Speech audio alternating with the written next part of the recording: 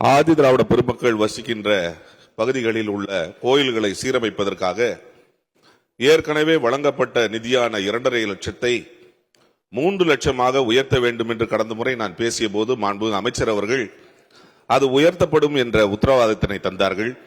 ஆகவே நான் கேட்க விரும்புவதெல்லாம், இன்று கட்டடங்கள் அமைப்பதற்கான செலவினங்கள் கூடுகின்ற இந்த வேளையில் அதற்கான அந்த செலவினங்களை அடிப்படையாக கொண்டு கூடுதல் நிதி ஒதுக்கப்படுமா என்பதையும் கேட்டு, மாண்புமிகு அமைச்சர் அவர்கள் கருத்தீஸ்வரர் கோயில் பாப்பான்குளத்தை வந்து பார்த்திருக்கின்றீர்கள், பூலாங்குளம் உச்சிமாகாளி கோயிலை பார்த்திருக்கின்றீர்கள், அதற்கான பணிகளும் இந்த ஆண்டு செய்யப்படுமா என்பதை தங்கள் வாயிலாக அறிய விரும்புகிறேன். மாண்புமிகு அமைச்சர் அவர்கள்.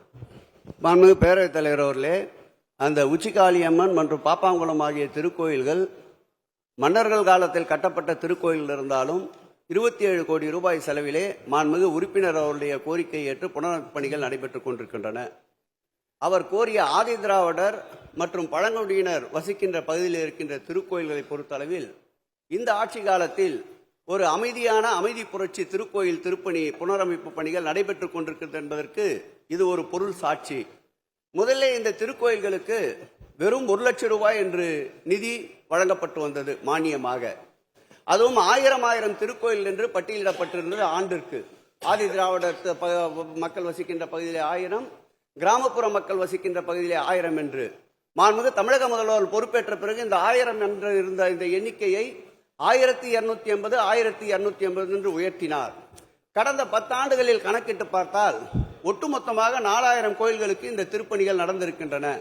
மாண்புமிகு முதல்வர்கள் பொறுப்பேற்ற பிறகு முதல் ஆண்டே 1 லட்சம் ரூபாய் என்று இருந்ததை 2 லட்சம் ரூபாயாக ஆக்கி இந்த 1280, 1280, 2500 திருக்கோயில்களுடைய நிதியையும் ஒரே இடத்தில் அந்த பூசாரிகளை வரவழைத்து ஒரு மாபெரும் விழாவை நடத்தி 2500 திருக்கோயில்களுக்கு முதல் ஆண்டே நிதியை வழங்கிய பெருமை மாண்புமிகு முதல்வர் அவர்களை சாரும். அதைத் தொடர்ந்து இந்த ஆண்டு வரையில் 2 லட்சம் என்று இருந்ததை 2.5 லட்சம் ஆக்கினார். 2.5 லட்சம் என்று இருந்ததை 3 லட்சம் ஆக்கி இப்போது 3 லட்சம் வழங்கப்பட்டு வருகின்றது. இதுவரையில் இந்த திட்டத்தில் மாத்திரம் 12500 திருக்கோயில்கள் திருப்பணிக்கு எடுத்துக் கொள்ளப்பட்டிருக்கின்றன என்பதை இந்த அவையின் கவனத்தை ஈர்க்க விரும்புகிறேன்.